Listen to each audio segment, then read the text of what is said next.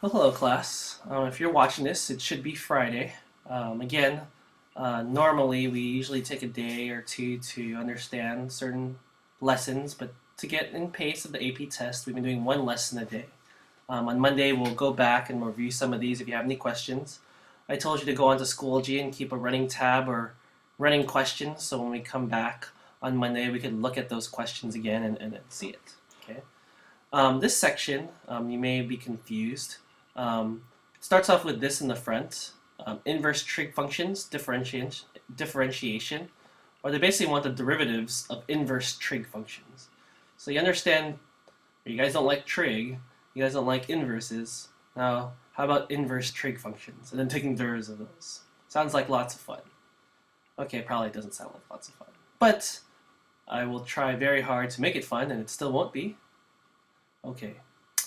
So this first page is just a definition or a explanation of what inverse trig functions are. They call them arcsine and arctan and arccosecant and arccosine.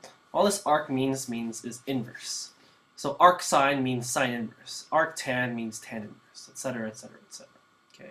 So this first page, we could skip it. It just means a brief explanation of what inverse trig functions mean. What you do need to know, and even for myself, it takes a while. In my class, you need to memorize this table, and there's no way around it, so you just have to memorize it. They expect you to memorize it for the AP exam as well.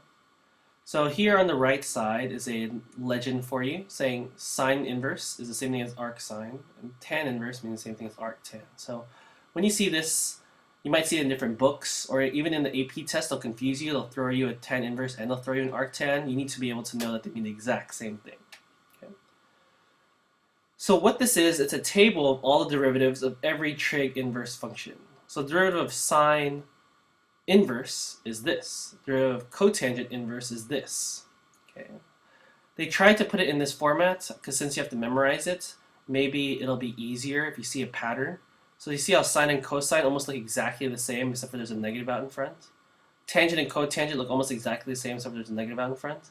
Secant and cosecant look almost exactly the same, but there's a negative out in front. So if you could just memorize these ones right here, like these three, I'm sure you can memorize these three because they're exactly the same, just with negatives out in front.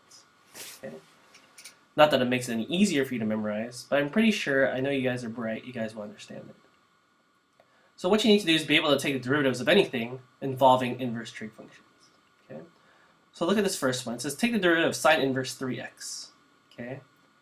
So what I'm going to do is I'm going to look at my sine inverse, look at my formulas, and look for either sine inverse or arcsine. Here's arcsine. So if you see the derivative of arcsine x is 1 minus x squared, arcsine of 3x means plug in 3x everywhere I see that x squared. Okay, so what color should I use? Let's use black. 1 over square root 1 minus 3x squared. Okay, and you may notice that this is a function, 3x, inside another function, so I have to multiply by the derivative of the inside also, and the derivative of the inside is 3. Okay, so far? And then all I'm going to do is simplify this. Since I'm multiplying by 3, I could just put that 3 in the numerator. And then this 3x squared can be simplified to 9x squared. And that's all you have to do. So to repeat, the two steps were, if I'm trying to find the derivative of this, I put the 3x everywhere I saw x, and I had to multiply by the derivative of this. And I simplified. On to the next example. Find the derivative of ln 1 plus x squared plus arc cotangent x. So essentially I'm taking the derivative of two pieces, this piece and this piece. Okay? The derivative of ln 1 plus x squared, again I have a function inside a function, I have chain rule. The derivative of the outside function is 1 over 1 plus x squared, right? Because the derivative of ln x or ln anything is 1 over that, times the derivative of the inside. The derivative of the inside, do you agree, is 2x. So I just did the derivative of this first piece. Okay. So here I'll put big parentheses to explain that first piece. Plus, derivative of arc cotangent x. you may notice that it looks exactly like this. It says, hey, the derivative of arc cotangent x is just this. In the first problem, we had a 3x, so I had to plug in 3x and multiply by 3. But this one just has an x, so all I got to do is just put this down here.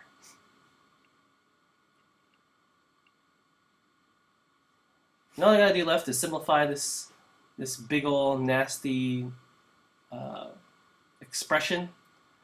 2x, 1 plus x squared. That's the derivative of ln 1 plus x squared. This should be a squared. Minus 1 over 1 plus x squared. And then I can simplify this further. Check it out. I got 2 of the same denominator, so I can just subtract across 2x minus 1 over 1 plus x squared. Yay! And the last one, very similar to the first one, arc secant x to the third, which means, sorry, I'm going to cough. Plug in x to the third into the secant, and then multiply by the derivative of the inside. I look at all these 6, here's secant, so let's plug in x to the third in all of them. 1 over absolute value, x to the third, square root, x to the third squared is going to be x to the 6 minus 1. So you guys see all I did was plug in x to the third in here, times derivative of the inside, and the derivative of the inside function is 3x squared. So simplifying this, 3x squared over absolute value, x to the third, square root, x to the 6 minus 1. So really, the process for this is very simple. The challenge for you guys is trying to memorize this table. Okay? So in any case, like examples 1 and examples 3, all I do is plug in whatever is here into the formula, then multiply by the derivative of the inside. Okay? And then this one was, I just copied cotangent, but you had to remember the derivative of ln is 1 over the function times the derivative of the inside. Okay? Maybe we could do a tangent line one, since that one wasn't so bad, and it's actually the last example of everything. Okay? Just find the line tangent to the function at the given x value. And some of you are going to be like, holy moly, check it out. Arc cosine e to the 2x. It's okay. We got this. Okay, so they find the line tangent to this. Okay? Remember, if they ever want a line, okay, or a line tangent, if the question always asks for a line, you're always going to write the equation of a line. You guys all remember y equals x equals mx plus b, which you can use, but the easiest one you could use, again, is slope. Okay? And then what I did, if you remember, is I took x that's given to me and plug it into this one. And I plugged this into here to give me y. Okay? So if I plug this in, I get -1 squared. This just becomes 1. I need tangent inverse of -1. Some of you will require a calculator for this, or you might forget how to do this. So, gosh, do I even have tangent inverse on my calculator? I don't. Huh. Well, the tangent inverse of 1 is actually radical 2 over 2.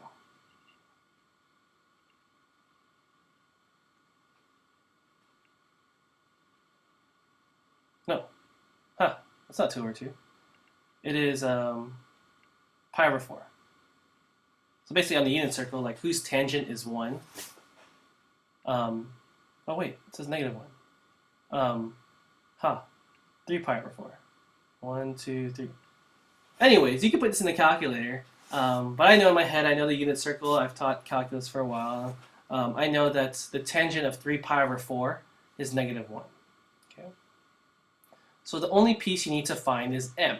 Okay, so I found x because it was given to me.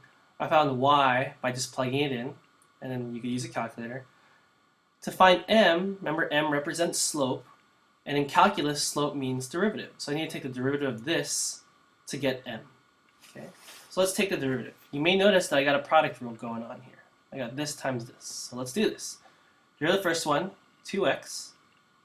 Leave the second one alone.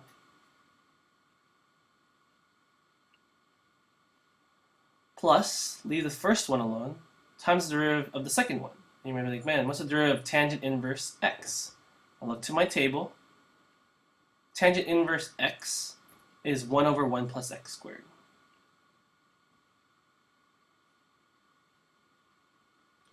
So there you go. There's a derivative. And I just need to plug in -1 into all of these. Okay. You plug in -1 here, plug in -1 here, plug in -1 here, plug in -1 here. You'll get a number, and that number will go here, and then you're practically done. Okay, and we won't go that far. I think you guys get the point. So being the last day, hopefully you have a packet full of practice. Hopefully you've been following along on Schoology and putting any questions or things that you want me to go over when we get back, so that I can help you guys out. Remember your midterm on Tuesday. We're going to do a co-op quiz of all 5 of these sections that we learned on Monday through Friday. And funny as it is, we'll be done. We'll be at next. We'll be on the last chapter of calculus, and your senior year is almost over. Well, now I'm fast forwarding too fast, but anyway, long story short, almost done with calculus. Practice today on your packets, and then I'll collect them and check them on Monday. Thanks for watching, and I will see you guys when I get back. Take care.